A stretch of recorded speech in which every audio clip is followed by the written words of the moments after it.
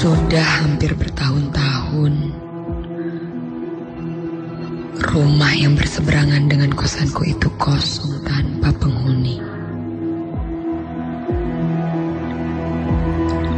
Tidak pernah ada yang tahu mengapa. Rumah dengan patung aneh berwarna putih itu ditinggalkan oleh pemiliknya.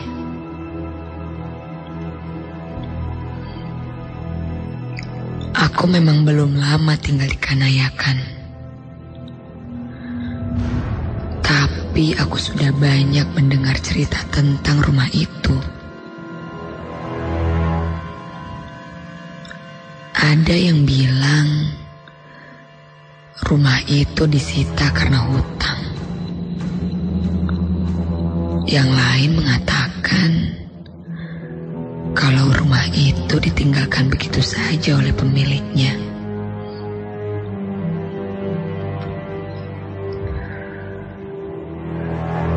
Awalnya, aku tidak begitu peduli tentang rumah itu. Akan tetapi, semakin lama, aku jadi semakin penasaran.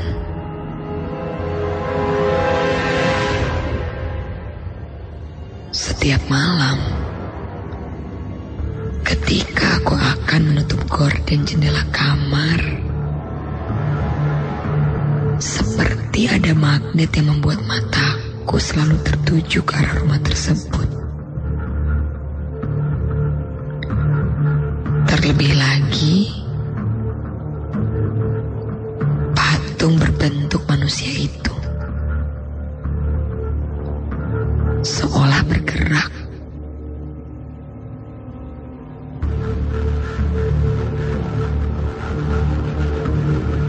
Aku coba gambarkan pada kalian seperti apa rumahnya. Kalau dari arah jendela kamarku, rumah itu tampak tidak terlalu jelas. Gelap dan sedikit tertutupi oleh ilalang tinggi di halaman rumahnya. Patung putih tinggi berukuran 2 meter pun hampir tenggelam. Bentuk patung itu pun tidak jelas bentuknya. Hampir menyerupai manusia yang sedang menumbuk sesuatu. Jujur, aku sangat penasaran dengan rumah itu. Ada apa di dalamnya? Jika ada yang menyuruhku untuk masuk ke dalam rumah itu, aku pasti akan melakukannya. Banyak yang bilang kalau aku terlalu pemberani, tak pernah merasa takut pada apapun. Mereka mengatakan kalau aku freak. Aku tidak peduli. Karena berusaha menerobos masuk sebuah bangunan tua peninggalan Belanda. Atau rumah kosong yang ditinggalkan pemiliknya. Seperti malam itu, aku masih memicingkan mata, menatap fokus ke arah rumah yang aneh itu. Aku bukan takut, tapi memikirkan bagaimana cara masuk ke dalam rumah itu. Iya, aku memang aneh. Aku memang nekat. Terserah kalian mau bilang apa. Yang pasti, Malam itu aku akan melakukannya karena aku sangat penasaran. Bahkan bisa dibilang aku tinggal di kosan itu karena aku mengincar rumah kosong Kanayakan yang terkenal itu.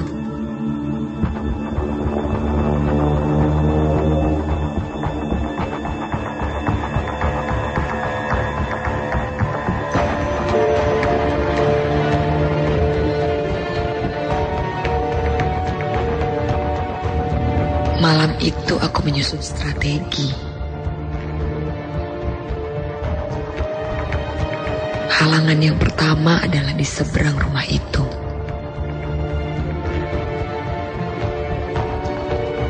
Berdekatan dengan kosanku, ada sebuah kedai seafood. Aku menunggu mereka tutup. Dan seperti sebuah pertanda, kedai seafood itu tutup lebih cepat dari biasanya.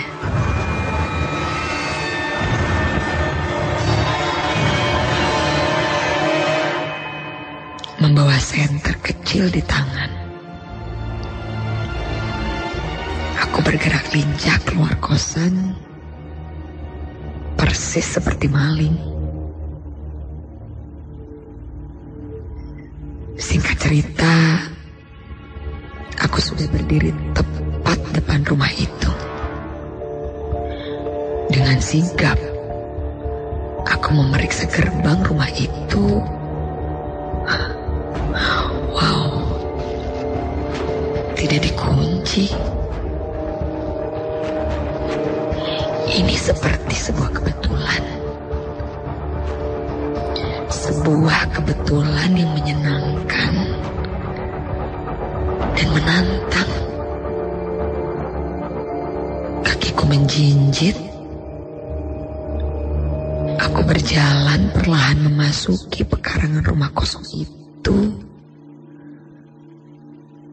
Dan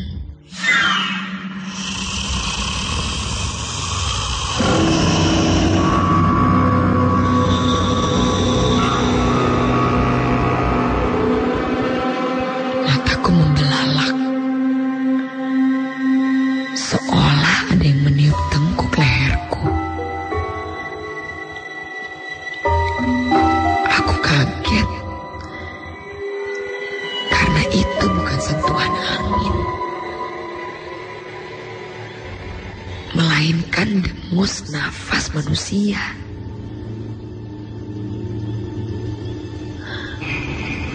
Tapi tidak panas, melainkan dingin dan berbau busuk.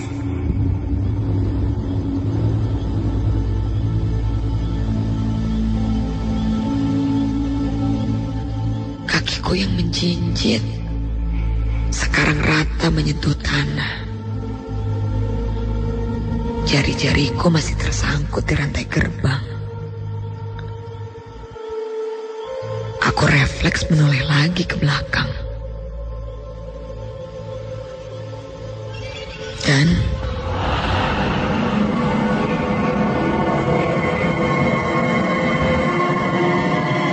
di hadapanku berdiri sosok tinggi besar dengan badan penuh bulu berwarna hitam dan bau. Matanya besar berwarna merah dengan 2 tanduk di atas kepalanya. Giginya runcing bertaring, dilengkapi dengan bibir yang besar dan lidah yang menjulur panjang.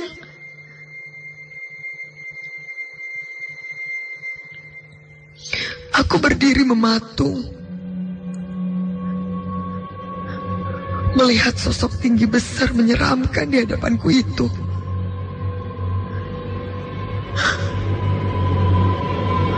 Monster besar itu mengeluarkan suara besar anehnya.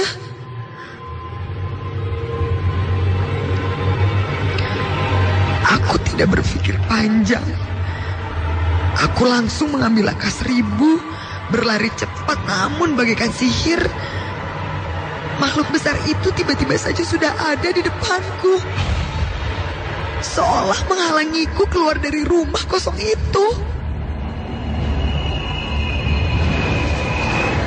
Aku terdiam mematung dan ketakutan. Aku sudah pernah melihat pocong atau kuntilanak dengan ketawa cekikannya. Tapi kalau makhluknya seperti ini, baru pertama kalinya aku lihat. Apa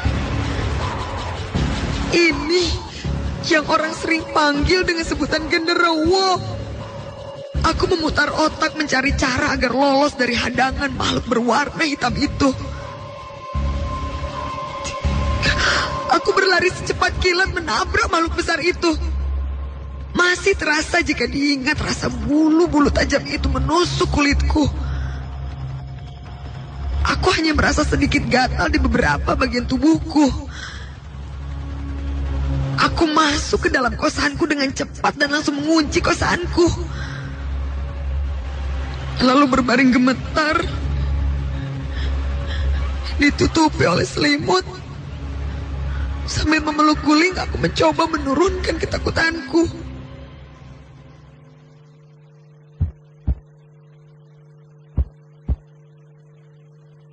Aku memang takut. Aku menarik nafas beberapa kali. Dan aku bisa merasakan keringat bercucuran.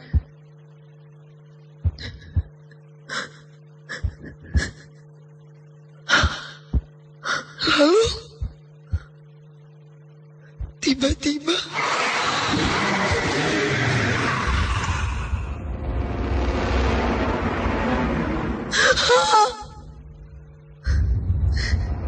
spontan aku teriak. Karena suara aneh itu muncul tiba-tiba dengan jarak yang sangat dekat dengan telingaku. Mataku terus kututup tanpa berani kubuka. Waktu itu, selain suaranya, aku bisa merasakan bau anyirnya yang menusuk hidungku. Bau yang sama seperti kali pertama aku bertemu dengan makhluk itu. Astaga, aku yakin kalau makhluk itu sudah berada di dekatku. Masalahnya bukan lagi cuma bau, tapi perlahan-lahan dia menarik selimutku. Aku sudah tidak tahan. Perlahan aku membuka mataku. Benar saja, makhluk tadi ada di dekatku. Bahkan jaraknya sangat dekat. Dan aku baru sadar kalau yang kupeluk itu bukan guling, melainkan makhluk besar aneh itu.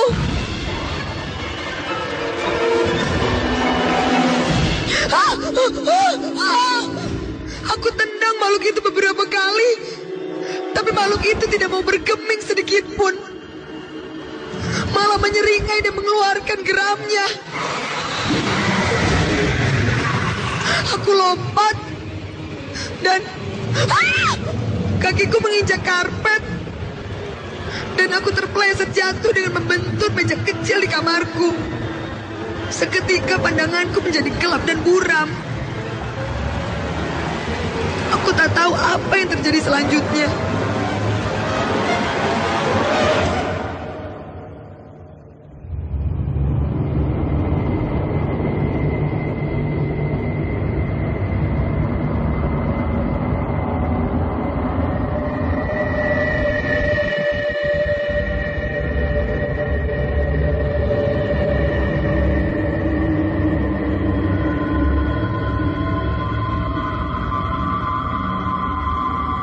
Hawa dingin membangunkanku.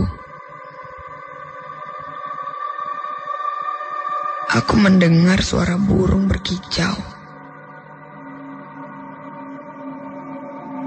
Mataku terbuka perlahan. Kepalaku sakit.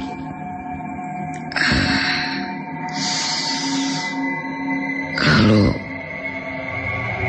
ayo Tuhan. Ayo Tuhan. Aku panik seketika.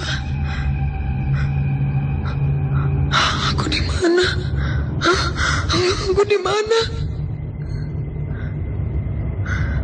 Aku terbangun di sebuah ruangan pengap dan kosong. Aku mencari tahu di mana aku. Aku menyadari ketika aku melihat jendela dengan kaca pecah. Aku bangkit dan mengintip dari sela-sela kaca yang bolong. Dan aku baru tahu kalau aku berada di dalam rumah kosong itu. Aku berusaha mencari pintu keluar, tapi semua pintu terkunci. Dan aku panik. Sangat panik. Dalam kepanikan itu, aku mengambil sebongkah kayu dan mencoba memecahkan kaca jendela.